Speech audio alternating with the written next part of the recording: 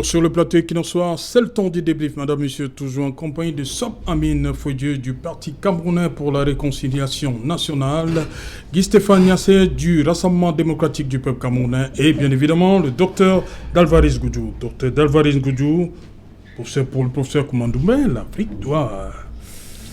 Est-ce que c'est une façon de se positionner? Il faut absolument se positionner, il faut absolument choisir par rapport à tout ce qui se passe. Il n'y a plus de place pour les non-alignés à une certaine époque. Moi, je pense, pour ma part, que l'Afrique doit tracer son chemin.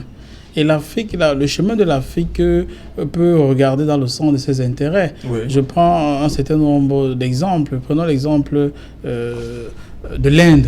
Oui. L'Inde est officiellement la première démocratie du monde. C'est un des principaux alliés de Washington dans beaucoup de domaines. Mais tout récemment, lors de l'Assemblée générale des Nations Unies, l'Inde n'a pas voté pour la résolution contre la Russie. L'Inde a regardé le sens de ses intérêts. Premièrement, ils ont dit que nous ne votons pas sur cela. Pourquoi? Parce qu'en Inde, les gens manifestent pour le coût du pétrole. C'était plutôt l'occasion pour eux d'acheter le carburant. Ils ont directement négocié avec Moscou. Aujourd'hui, la barre du baril est montée à $144 le baril. Et les Indiens ont négocié avec les Russes. On les laisse le baril autour de $35. Ça, c'est le sens des intérêts nationaux. Pour cela, on peut regarder dans beaucoup de domaines. Mais par exemple, la plupart des nations européennes qui dépendent pratiquement de la Russie, de nouvelles énergétiques, la plupart sont prudents. Remarquez bien que les Européens ont frappé des sanctions la Russie, mais quand les Européens ont choisi les banques qui ne doivent pas être dans le SWIFT, ils ont quand même laissé les banques par lesquelles ils payent le gaz aux Russes. Officiellement, ce n'est pas parce qu'on bavarde tous les jours la question des sanctions. Même les Européens choisissent le sens de leurs intérêts. Tout le monde le sait. Tous ceux qui bavardent là, la preuve en est. On a vu. Les Américains, ils ont fait beaucoup de bavardage. Ils vont dire qu'il faut envoyer les avions MiG. Les Polonais ont dit que nous avons des avions MiG ici, là. Les MiG-28, on veut bien les donner aux Ukrainiens. Mais on vous donne, vous les Américains, d'aller les remettre aux Ukrainiens. Les Américains ont dit que nous n'avons pas la force d'aller quelque part, chacun possède tous ses intérêts. Car tout ou tard, la Russie est l'un des seuls pays de par le monde qui peut pratiquement bouleverser plus que les Américains. C'est l'un des premiers pays qui exporte le yellow cake. Le yellow cake, c'est le combustible qu'on utilise dans les centrales nucléaires. Et la plupart des Européens la défendent pratiquement de cela. Ils défendent encore le Rosatom en Russie. Et là, on peut citer tellement de domaines. La plupart des terres rares, ça vient d'où? Ça vient de Russie. Deuxième pays exportateur du pétrole dans le monde entier. Donc, ils sont capables d'influer. La preuve en est. Si on quitte à $44 le baril à plus de $140, ça veut dire qu'ils ont un rôle extrêmement important. On regarde pour le domaine du gaz.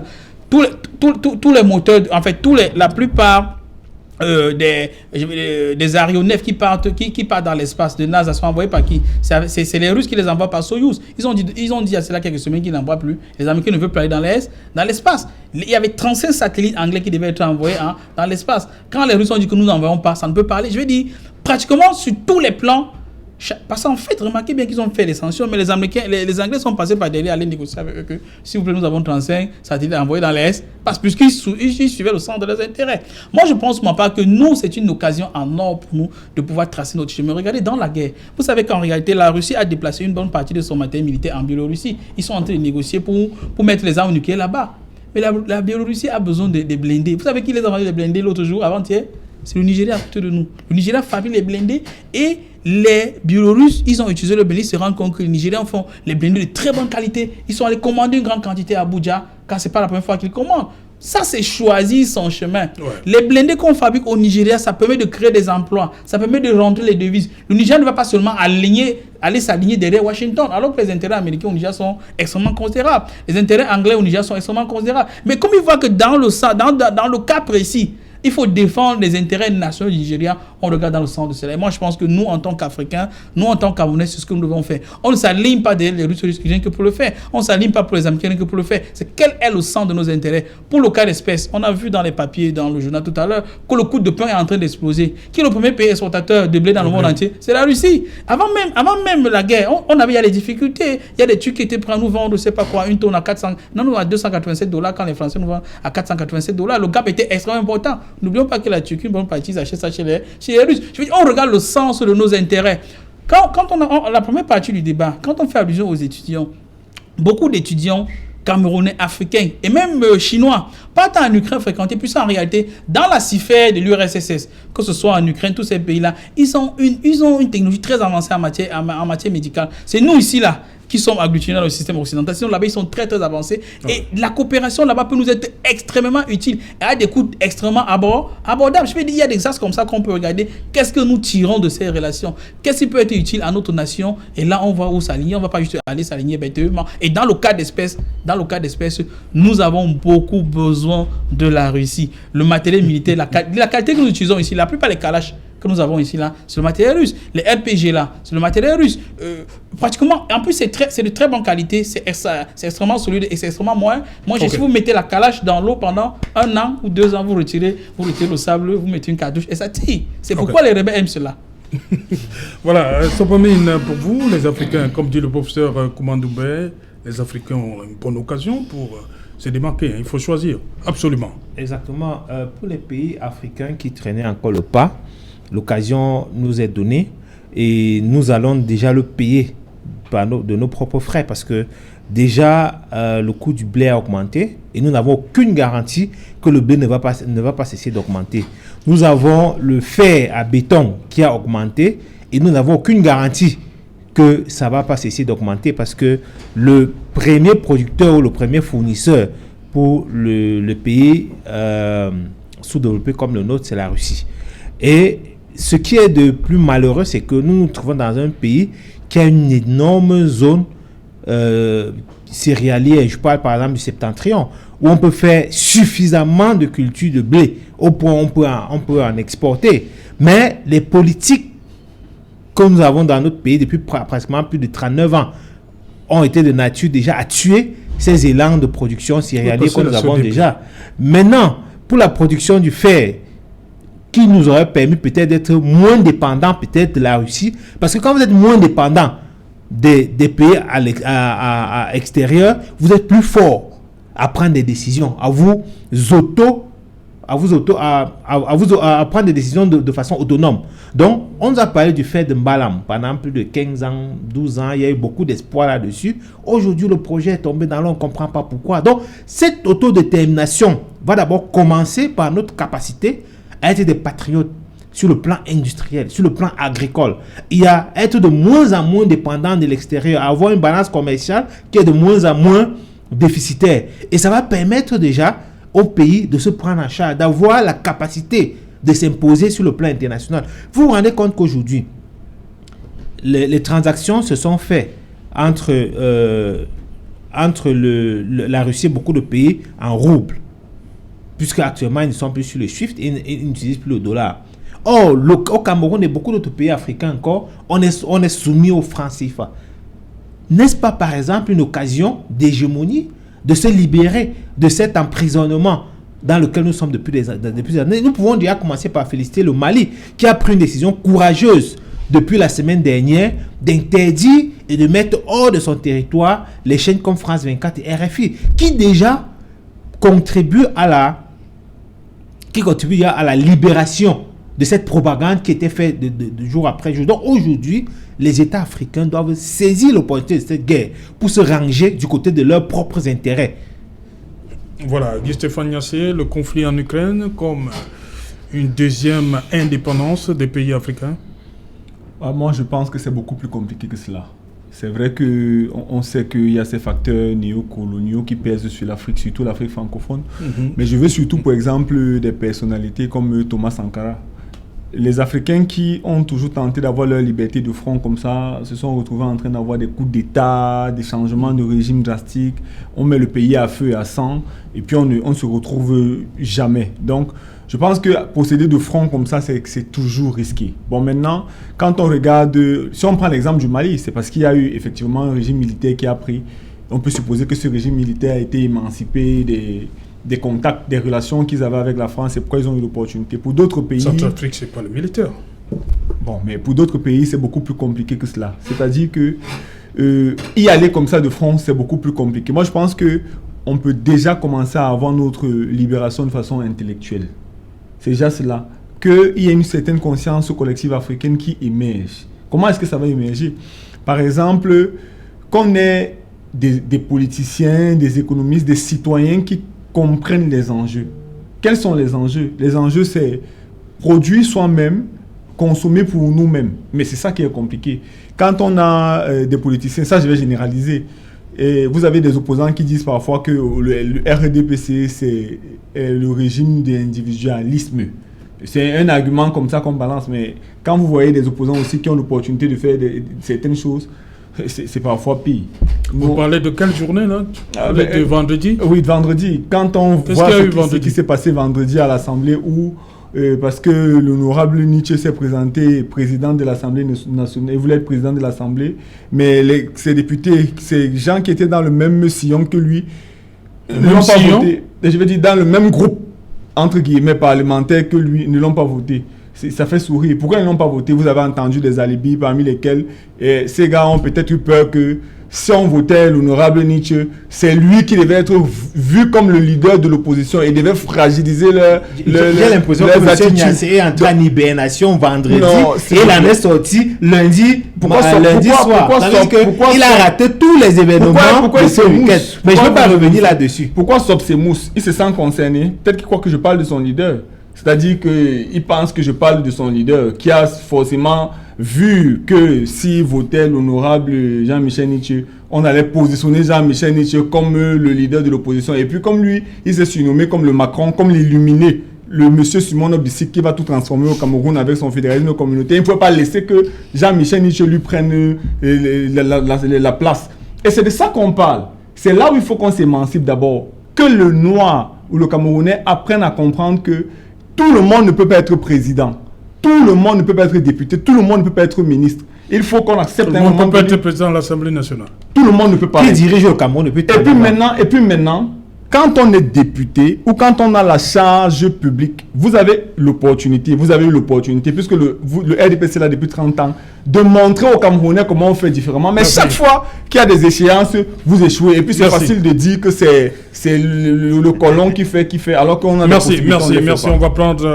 On va prendre Armel Sandjon depuis Cracovie, en Pologne. Bonsoir Armel, bienvenue à Equinox Soir. Bonsoir. Vous m'écoutez, monsieur Serge? Bonsoir. Oui, on vous écoute bien à Douala.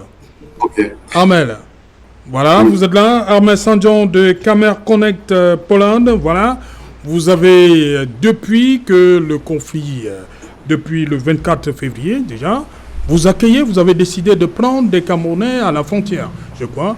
Aujourd'hui, le gouvernement a réagi à travers ce communiqué le 17 mars. Et a annoncé un certain nombre de mesures prises pour prendre en charge ces Camerounais-là qui sont en détresse de ce côté-là. Question simple, est-ce qu'il y a encore des Camerounais en Ukraine? Armel Sandjon. Bon, ok, je commencerai d'abord par le communiqué du gouvernement. Déjà bien avant, on a eu le communiqué de l'ambassade d'Allemagne avec M. Ndoki qui nous a d'ailleurs félicité pour le travail qu'on faisait. Mais le communiqué du gouvernement était un peu complètement différent de celui de l'ambassade. Donc peut-être qu'ils n'ont pas consulté l'ambassadeur avant de faire cela. Parce qu'ils n'ont en aucun cas mentionné qu'il y a un groupe de Camerounais vivant en Pologne qui ont été en première ligne pour essayer de soutenir nos frères camerounais. Maintenant, parlant de l'aspect financier, jusqu'aujourd'hui, on n'a pas reçu quelque chose de manière financière parce que on n'a pas demandé non plus. Mais quand les gens de l'ambassade sont venus ici là nous rencontrer, ils nous ont dit que si on a des besoins, on peut s'adresser à eux directement. Maintenant, il y a une situation sur la main qui est que plus de 25 Camerounais sont bloqués dans une ville en Ukraine qui est Kherson et qui est aux mains des Russes actuellement. Et on essaie de voir comment on les fait sortir de là. Et ils sont avec plus de 80 à 100 Africains, c'est-à-dire au total. Et le transport pour arriver à Kherson est difficile parce que c'est une zone qui est détenue déjà par les Russes et ça traverse 3 zones de conflit. Et tous les chauffeurs qu'on a contactés, ils refusent de partir là-bas. J'ai eu à voir des autres communautés comme la communauté marocaine hier et ils m'ont dit qu'ils ont des listes de taxis. Et le transport par personne peut coûter jusqu'à 200 €, c'est-à-dire 6 000 dirhams, quelque chose comme ça. Et on a communiqué cela grâce à notre équipe, aux gens de l'ambassade. Et ils nous ont dit, à leur niveau, ils n'ont pas encore reçu les sous du gouvernement. L'ambassadeur, M. Ndoki, a dit qu'il peut prendre la charge sur lui, si cela s'avère vrai ou nécessaire, de gérer cette somme, afin qu'on puisse faire sortir pour l'ensemble des Africains, pas seulement des Camerounais. Donc, ça a été évalué pour 100 personnes à 20 000 euros. On attend maintenant que ceux qui sont bloqués à Kherson nous donnent des informations exactes, parce qu'on leur a posé la question à savoir, vous êtes au nombre de combien, il y a combien de femmes, il y a combien d'enfants. Les deux correspondants que j'ai eus, dont Stéphane et Elma, ils m'ont dit qu'il y a juste 100 Africains en général.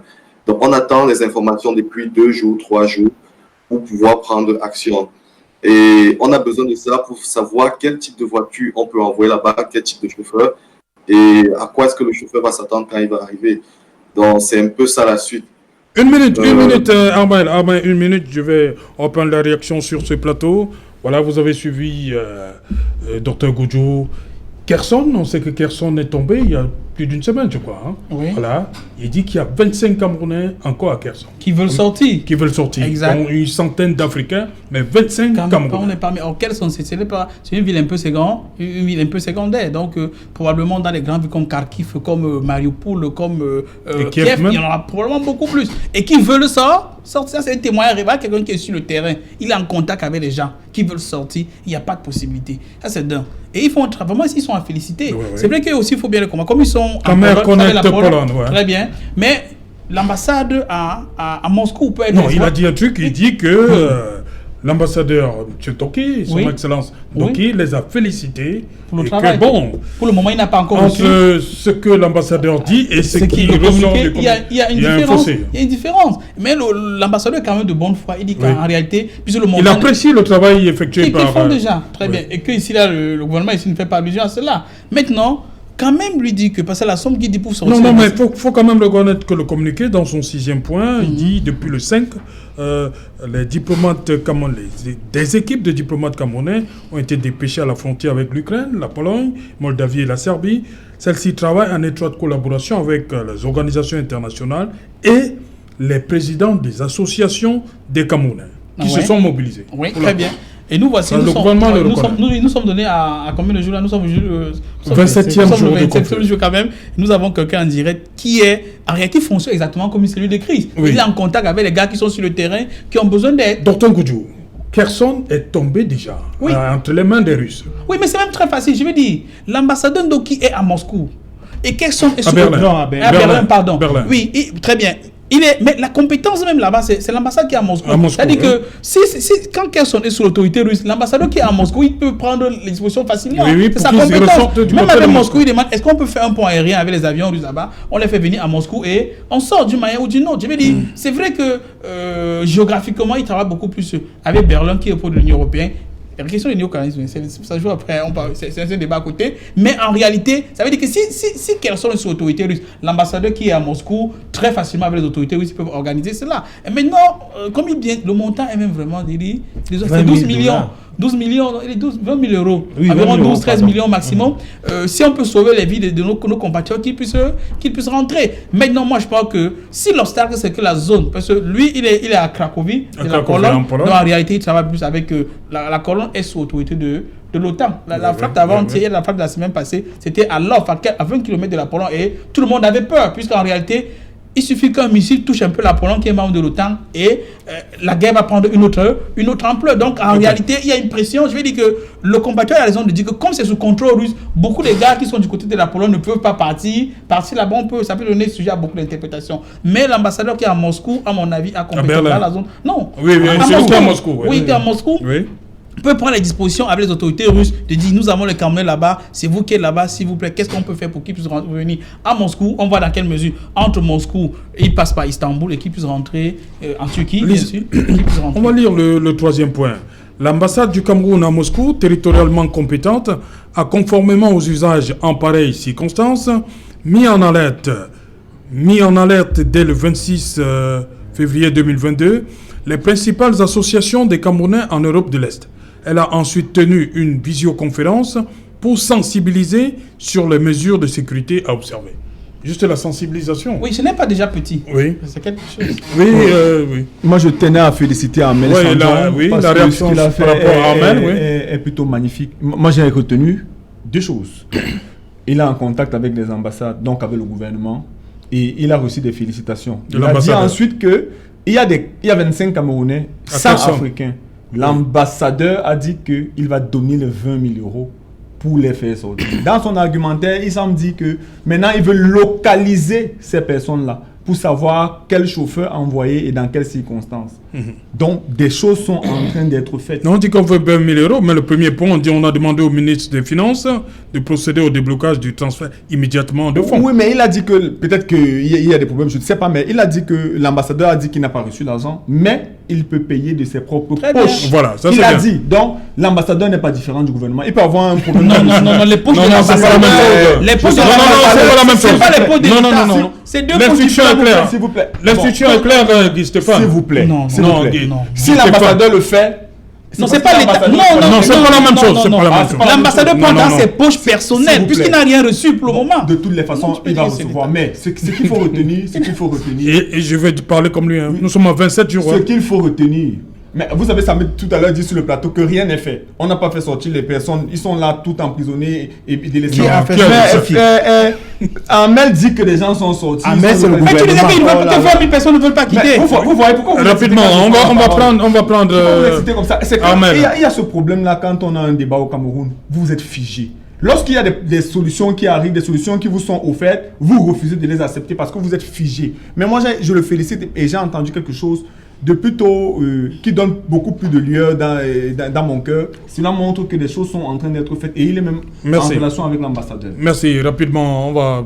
De toutes les façons, on va prendre Amel pour. De toutes les façons, il y a les faits se précisent et on est beaucoup plus certain d'une chose, c'est que il n'y a pas un comité ou bien un conseil de crise qui soit suffisamment opérationnel et qui puisse nous donner. Dans le point 2 dit qu'il y a une cellule de veille qui suit au quotidien l'évolution de la situation. S'il y avait une cellule de veille qui suivrait l'évolution, Amel Sanjon, qui fait beaucoup d'efforts, ne serait pas la seule source que nous avons. Je pense que les médias d'État se seraient déjà connectés à ces cellules de crise pour nous donner des informations telles que nous sommes en train de le faire actuellement avec Amel. Je veux dire que jusqu'à présent, le ministre nous informe qu'il y a des cellules de crise. Ça veut dire qu'il y a des cellules de crise. Une cellule de veille. Des cellules de veille, que ce soit à Berlin ou à Moscou. Mais pour l'instant, de ce que nous savons, c'est qu'il n'y a que M. Sanjon qui nous donne des informations. Et les informations que M. Sanjon nous donne nous fait comprendre que des Camerounais sont en détresse et ils veulent quitter. Or, on nous a fait comprendre que les Camerounais ne veulent pas quitter. Et de deux, on a l'information avec certitude que les ambassades n'ont pas encore reçu le moyen du gouvernement pour pouvoir venir en aide à des Camerounais qui sont en détresse depuis 27 jours. Je suis pas responsable de votre compréhension. Merci. On va... Amel Sanjon, rapidement, 30 secondes. Est-ce que vous avez un appel en direction des autorités? Amel Sanjon, rapidement. On va conclure l'émission. Oui, en fait, si je peux parler, pour préciser quelque chose, on aimerait vraiment que les autorités ne restent pas juste dans leur discours qu'Equinox tu avais envoyé.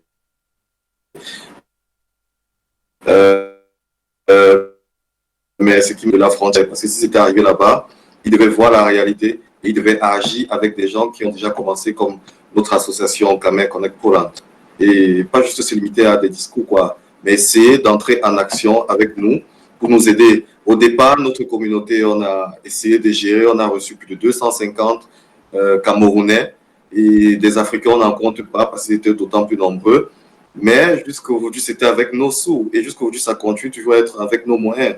Mais jusqu'à quand? Comment est-ce qu'on peut gérer une situation comme celle de Kherson ou bien sûr une autre sont encore peut-être à Kharkiv ou bien à Kiev? On n'aura pas suffisamment de moyens pour gérer cela. Donc, on aimerait vraiment qu'ils s'impliquent et qu'ils prennent cela au sérieux, quoi. C'est ça. Merci Amel. Vous intervenez depuis Cracovie, c'est une ville de Pologne. C'est bien cela, voilà.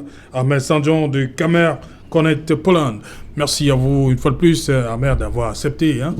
On a négocié en quelques minutes. Merci d'avoir accepté de venir à cette émission. Merci à vous également, Sobamine d'être venu. Merci, c'était un plaisir. Merci. Stéphane, j'ai pensé à la grand-mère, hein, pour parler de la grand-mère. Elle est décédée malheureusement et je garde un très beau souvenir d'elle.